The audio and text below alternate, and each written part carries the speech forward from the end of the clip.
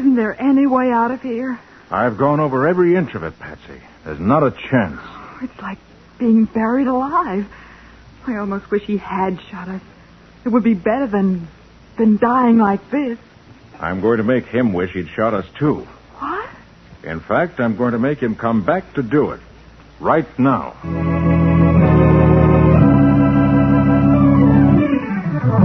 And now, the case of the Bearded Queen. Today's adventure with Nick Carter, brought to you by new post-war Old Dutch Cleanser.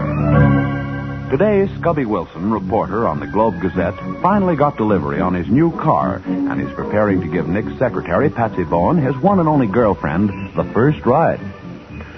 Wait till we turn this corner and you get a look at it, Patsy. The slickest, smoothest little convertible that ever came out of Detroit. No more riding the elevated, eh, Scubby? No, ma'am. When Scubby Wilson drives by, strong men will turn green with envy and fair ladies will swoon with delight. Oh, you going to let me drive? Well, I might let my wife drive if I ever get one. So if you care to qualify. For the umpteenth time, Scubby, no thanks. Oh, I mean it, Patsy. With a car like that, think of what a honeymoon we could have. Canada, maybe, or the Rockies. Thanks, Scubby, but I think I'll stay single and a pedestrian. That's only because you haven't seen the car yet. Oh, and now before we turn the corner, maybe you'd better shade your eyes. It may prove a bit dazzling at first. Well, let's turn the corner and see. Okay, my good woman, but don't say I didn't warn you. Now, behold the pride of the motor car industry, the glory of... Well? Holy cats! My new car is gone. Somebody's stolen it.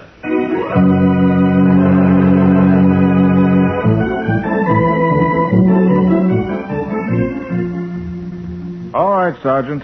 And if the car should turn up this afternoon, will you call me here at my office? Thanks a lot. Goodbye. What'd he say, Nick? Nothing yet, Scubby. They put it on the police radio, but it wasn't very encouraging. There's been an epidemic of car thefts lately. And none of the stolen cars has been recovered. Oh, gee, Scubby, that's tough. Oh, fine. $1,500, and I only drove it 20 blocks. Brother, that's the most expensive taxi ride I ever had. Have the police any ideas, Nick? Yes, they do, Patsy. They think it's the work of a gang of boys about 16 or 17. Why, kids that age wouldn't be able to sell the cars if they did steal them, would they? Oh, well, not unless they were booked up with some crooked used car dealer who had a place where the cars could be repainted and the serial numbers changed. Exactly. If kids are stealing cars on a large scale, they're working for some adult.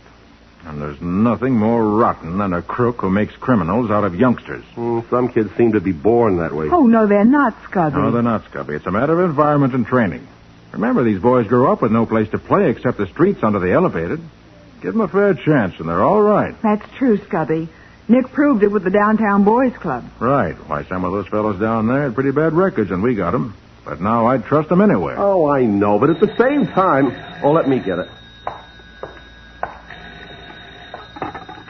Hello. Yeah, speaking. Huh? Oh, hey, that's great. They found it. They did? Good. Not even scratched, huh? You sure? Oh, swell. Oh, who took it, do you know? Oh, yes. Yes, I know him. Well, thanks, Sergeant. I'll be right down. Was it stolen by somebody you know, Scubby? Somebody we all know, Patsy. Huh? Danny Walker, Nick. Danny Walker? Why, he belongs to the Downtown Boys Club. Are you sure? Sergeant Brady says they've arrested him, and he admitted taking it. I can't believe it. Come on. We're going to look into this thing right now.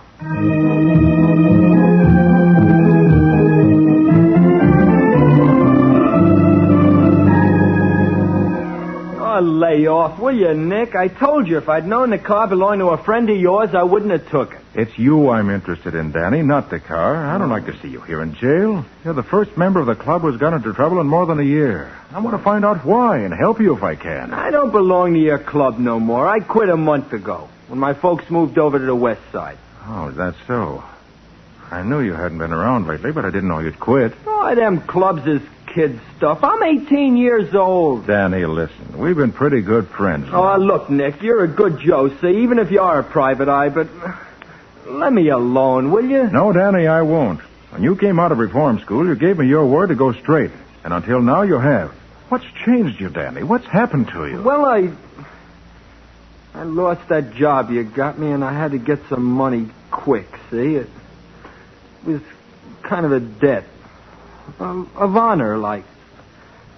So I swiped the car to get the dough, and I got caught, and that's that. You stole that car for somebody else, didn't you? No, I didn't. I stole it for me. Danny, look, I came here to go your bail because we're friends, and because I thought you honestly wanted to go straight. And you can help me protect other boys from getting into trouble the same way you did. If you'll only tell me If I'll turn stool pigeon, huh? Well, I won't do it. No, sir. I tried going straight, and it didn't work. I'll take this rap. But I'll make up for it when I get out. I'll make up for it plenty.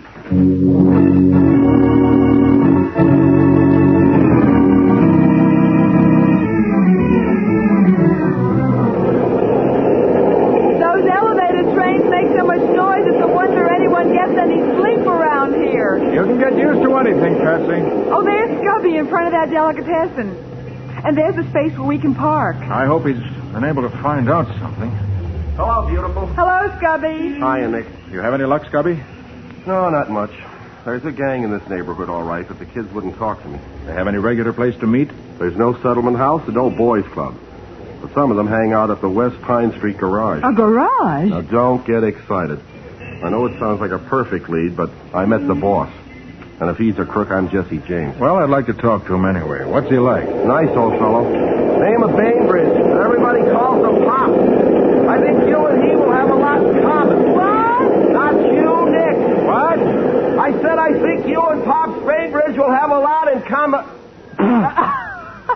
Oh, never mind. You'll see for yourself. Come on.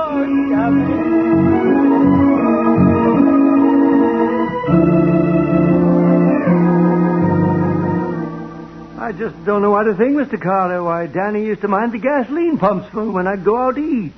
Maybe there'd be $30 or $40 in the cash register, and he never touched a cent of it. I'll swear to that. I see. Oh, Pops. Any calls? No, not a thing, Joe. Hey, I want you to meet my friends. Yeah? Miss Bone, Mr. Wilson. Hello. And Mr. Carter. Hello. Oh, yeah. Nick Carter. How do you do? This is Joe Ferner. He keeps his taxi here, and I take his calls for him. Nick Carter, the private eye, huh? Uh-huh. Heard about you. I'll be up front, Pops, in the office. All right, Joe.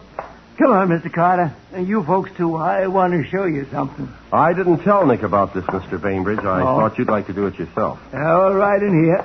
We'll ride down the elevator. Now, will you push the button, Mr. Carter? The one marked B. We'll go in the basement. Oh, certainly. But what's this all about? You'll see in a minute, Nick. Oh, cigarette, Mr. Bainbridge? The name's Pops. No thanks, I don't smoke. Scubby, don't you see the no smoking sign on the wall? Oh, sorry. Golly, these garage elevators are big things, aren't they? Well, we park cars on the upper floor and use this elevator to take them up. Oh. There now. Now, wait till I find the lights. There we are. Why, it's a club room. Oh, look, Nick, a handball court, and there's a dart game. Yeah. And a radio, checker games, and chess. Hey, you've done all right here, Pop. Well, it isn't much, but I've seen a lot of boys get into trouble hanging around the streets, so I... Hey, here's a deck of cards. Like to try a hand at gin rummy, Nick? Oh, no, thanks. Oh, look, Nick, somebody's been doing a little artwork on these cards. You see the beard on this Queen of Hearts? Whoever drew that has talent. Even changed the expression on her face. Hey, that's pretty good. I hoped I was helping the boys by fixing up this place, but now I don't know. Why do you say that, Pop? Well, look what happened to Danny, one of the finest youngsters I ever knew. Now, maybe hanging around the garage here got him one in a car of his own. I'm afraid it's not that simple, Pops. Well, thanks for your time. You've been very helpful. I'm just sorry I couldn't do more. You've helped me a great deal. A great deal more than you know.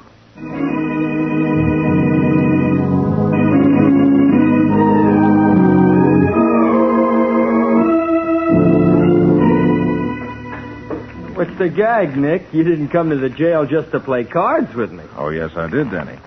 Let me deal your hand. Okay. You know how to play poker, don't you? Sure. But I ain't got no money. I'm playing for higher stakes than money. Wait. Huh? Never mind picking up your cards. I have you beaten. How do you know? We ain't looked at the hands yet. I have 3 aces, and you're holding a pair of 6s. You a mind reader or something? Turn them over and see.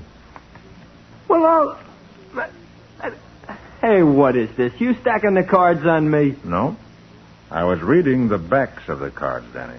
Oh, mark deck, huh? So what? See this card? Yeah? 5 of clubs, isn't it? Yeah? Hey, show me those marks, will you? In a minute. This is the 10 of diamonds, right? Right. And the 7 of spades? The queen of hearts? Wait a minute. That Queen of Hearts. It's got a beard on it. Has it? Pete Krovic put that beard on there. I seen him do it. Oh. So you played with this deck before? You bet I played with him before. Where'd you get them cards? Don't you know? Who gave them to you? Come on, quit holding out on me. You're holding out on me, aren't you, Danny? Yeah, I guess I have been. I guess I've been a sucker, ain't I? Taking the rap for somebody who... Who what, Danny? Listen, Nick. Did you mean that about going my bail if I helped you crack this case? Danny, the minute you tell me who's behind these car thefts, you're on your way out of here. Oh, no. Get me out first, then I'll talk. All right. May take me a couple of hours to make the arrangements, and I have to see a client at 8. But if I can't be here, I'll send Scubby to bring you to my office. That's okay. And don't worry about your case, Mr. Carter. I'll crack it for you. Good boy. Brother, I'll crack it wide open.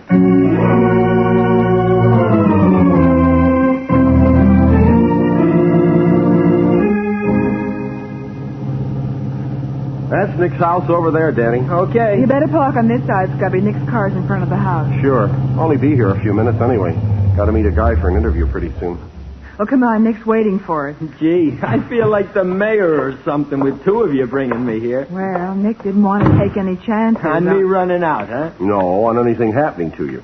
We're your bodyguards. But guarding me from what? Nobody even knows Nick sprung me. Maybe not, but I still think that green sedan was following us. That green sedan must have been your imagination, Patsy. Either that or we lost him in the last block or two. I hope so. We're here, Nick. Oh, hello. Is everything all right? Yeah, hi, Nick. Everything's fine. You bring the reports on the other car thefts, Patsy? Well, oh, Nick, I'm sorry. I left them in the car. Oh, I'll get them for you, Miss Bowen. Won't take it. No, Danny. Let Scubby do it. Daddy, look out!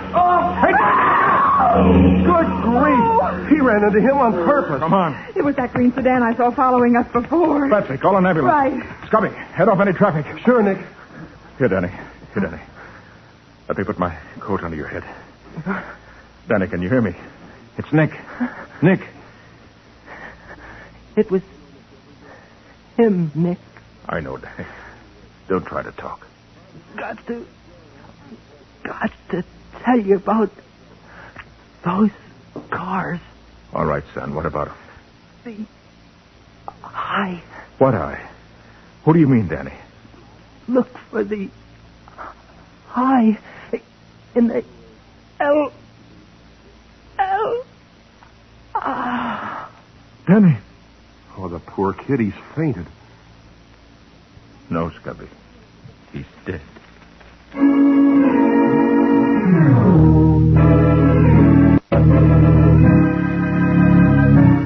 The I in the L. Can Danny's dying words be the clue that will lead Nick to the head of the car thieves and Danny's killer? We'll see what happens in just a moment. Now, back to the case of the Bearded Queen. Today's adventure with Nick Carter, brought to you by new post-war Old Dutch Cleanser. Back at the office, Nick, Patsy, and Scubby are puzzling over the connection between the automobile thefts and Danny Walker's dying words. Look for the I in the L.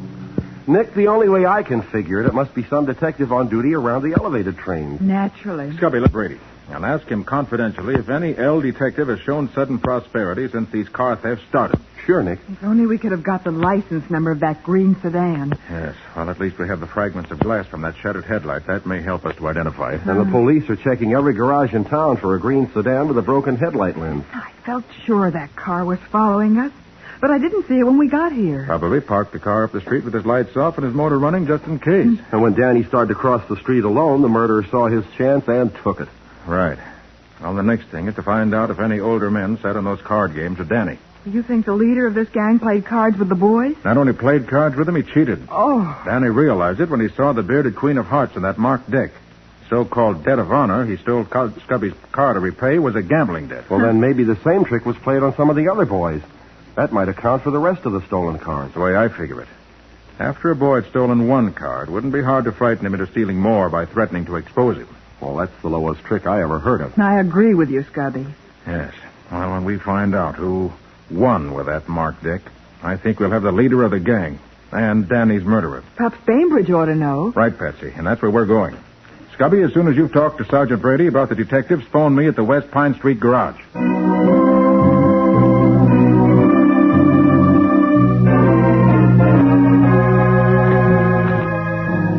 Well, there are a couple of older fellows who sometimes used to play down there, Mr. Carter, but I don't... Pops. Oh, Joe. What's the matter? No gas tonight? Oh, I didn't hear you drive up. Been here 2 or 3 minutes. You're so busy talking to your friends, you didn't see me. We were talking about Danny Walker. Yeah, nice kid. Too bad he had an accident, wasn't it? How about putting some gas in my car? Sure, Joe, sure. Right away. Answer that, will you, Mr. Carter? Oh, yes. It may be for me anyway. I'm expecting a call. Well, maybe it's for me, too, Nick. I'd better come with you. Nick, I didn't want to be left alone with Joe. Did you see the look on his face and how scared Pops was? Yes, I noticed it. You better stay right outside the booth here. Yes. Hello? West Pine Street garage. That you, Nick? Oh, yes, Scubby. What did you find out? Not a thing. As far as Sergeant Brady knows, there's nothing against any of the detectives around the elevated. Of course, there's been no time for any investigation, but Sergeant Brady thinks we're on the wrong track. He may be right. But the I and the L is the only thing we have to go on, and I'm going to follow it through. Okay. Oh, say, will you ask Pops if he found my cigarette lighter? I had him. We were going down to the basement there. Remember when Patsy pointed out that no smoking sign and I... Scubby, that may be it. That may be what? Never mind. You at headquarters? Yes, why? I'll call you back in 15 minutes. Give you the whole story for your paper. Did he find out anything, Nick? Wasn't anything to find out. Where are Pops and Joe? They went out to the gas pump. Good. I want to take another look at that elevator. Are we going down to the club room? Not this time. Must have been blind not to have seen it before. Seen what? An elevator made of steel plates riveted together, push-button controls, and a no-smoking sign painted on the wall. Well, what's unusual about that? Here's the elevator. Step in, I'll show you. Uh-huh. See, Patsy? One of those rivets is right in the middle of the I in no smoking. The I and the L. The letter I and the no smoking sign in the elevator, of course. Danny died before he finished the word. But, well, how does that... This elevator is run by push-button controls, Patsy. A button for each floor. I know, but... There were another floor, a secret floor. The control button for it would have to be concealed, too. And that rivet in the letter I may be it. Push it, Nick. Let's find out if... Nick, we're going down to the boys' club room. Think you'll find we're going past the club room, Patsy. But we can't go past the basement. No? Ever hear of a sub-basement? Huh? Why, of course. Yes, we're passing the club room. There is a secret floor. Maybe we're going to discover a lot of secrets. Well, this seems to be it. Whatever it is. Gosh, it's dark here. Well, there should be a light switch near the elevator. Yes, here it is. Nick, it's another garage. A complete paint shop. And mechanical equipment for working over stolen cars. Look, at the other end of the room, a green sedan. With a broken headlight and the fender all dented. That's the car, all right. The one that killed Danny. Hopper, you two, sister. Joe, I thought you were... I came down while you was telephoning. I've been standing right behind this pillar waiting for you, baby. You and the boy. Now, look, Joe. Carter, take your rod out of your pocket and drop it on the floor. No, don't turn around. Whatever you say. But you're not playing this very smart. Smarter than you, Flatfoot. And take that pocket too, sister, just in case you might be packing some heat. Where's Pop? Have you done something to him? Me? I don't do nothing to nobody, unless it's an accident. Of course, I do have an awful lot of accidents. Hit and run accidents, Joe? Sometimes. But I'll be able to do better than that for you two. Something real neat and artistic. Now, wait. You don't realize the police know we came here. So you come here, then you left, see? Nobody will find this cellar, and nobody will ever find you. So long, suckers. I'll see you again tomorrow, the next day. And when I do, you're going to have one of the neatest little accidents that ever happened. So long, suckers. I'll see you again tomorrow, the next day. And when I do, you're going to have one of the neatest little accidents that ever happened.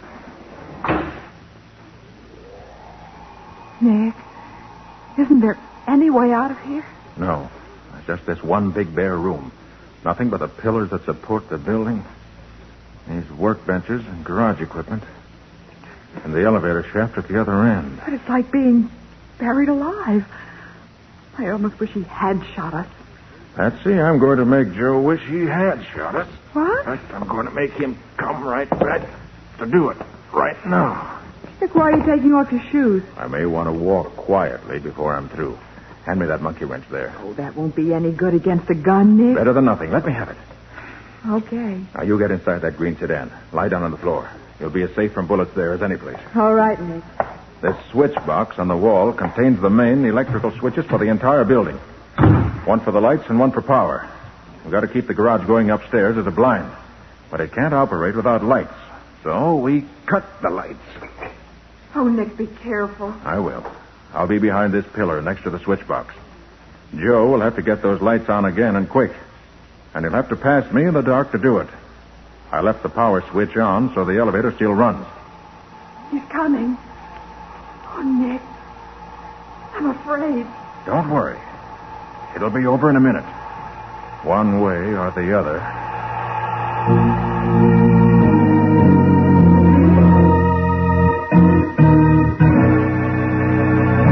Nick and Patsy wait tensely in the darkness, unarmed, as the elevator descends, bearing a killer with a gun in his hand and murder in his heart. We'll see what happens in just a moment.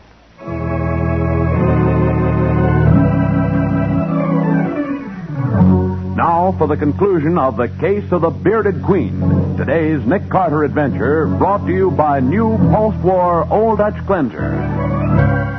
Trapped in the dark sub-basement of the West Pine Street garage, Nick, armed only with a monkey wrench, waits behind a concrete pillar near the light switches for a killer. Across the room, the elevator comes to a stop. The beam of a flashlight cuts the pitch blackness, and a voice says, That was very clever to turn off those lights, Mr. Carter. Clever, but fatal. You leave us no choice but to dispose of you and Miss Bowen. Now.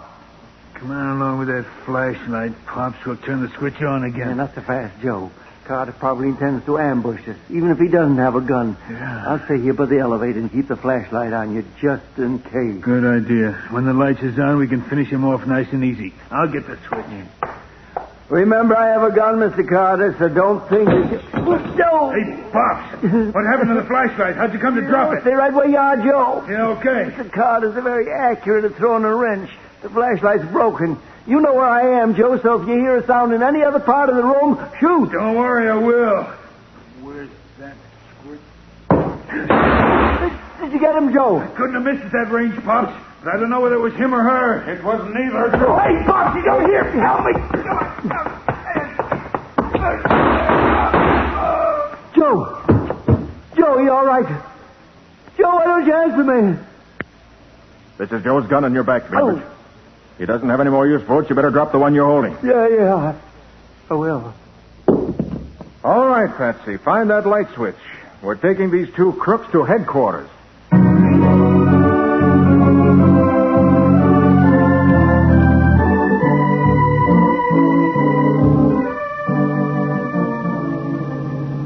Straight ahead on this street, Scubby. You can't miss the sign out front. The West Side Boys Club, grand opening tonight. Okay. Oh, say, Nick, when you jumped on Joe Ferner in the dark, how'd you know exactly where he was? By the flash of his gun when he fired at something across the room. Oh. And I still don't know what he was shooting at. I do. Huh? When I heard Bainbridge tell Joe to fire at any sound, I threw my shoe out of the window of the car I was hiding in. And sure enough, he shot at it. Oh, good for you, Patsy. Very clever. You distracted Joe's attention just long enough for me to jump in. Great stuff, Patsy. Will you marry me? Oh, Scubby, please. Oh, okay, beautiful. And then after I had Joe's gun, it was easy to find Bainbridge in the dark. He kept calling to Joe, so all I had to do was to follow the sound of his voice. Uh-huh. This is it, Nick. The new West Side Boys Club. Just look at the crowd. You have your seat. In my pocket. Good. You know, I'm prouder of being asked to speak at the opening here tonight than I would be if I were asked to address Congress. I guess the other boys who were mixed up with Bainbridge and Ferner will be here, won't they? Well, of course, Cubby. Nick got them all suspended sentences because of the trickery used to make them steal those cars. And thanks to clubs like this, those boys will now have a chance to grow up right. Hey, Patsy, you know what? What, Scubby?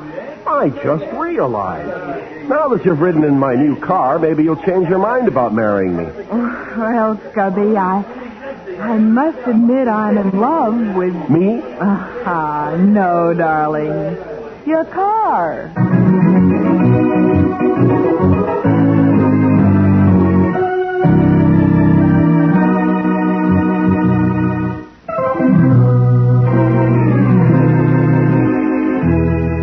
Nick Carter, Master Detective, is presented each week at this time and over these same stations by the Cudahy Packing Company, makers of new post-war Old Dutch Cleanser.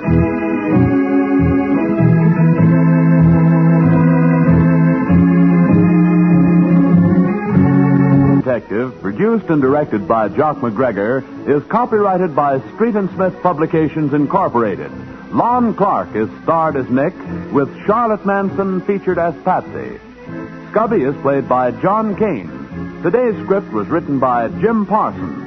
Original music is played by George Wright. This program is fictional, and any resemblance to actual persons living or dead is purely coincidental. This is Bob Martin saying, when minutes count, use new post-war Old Dutch Cleanser.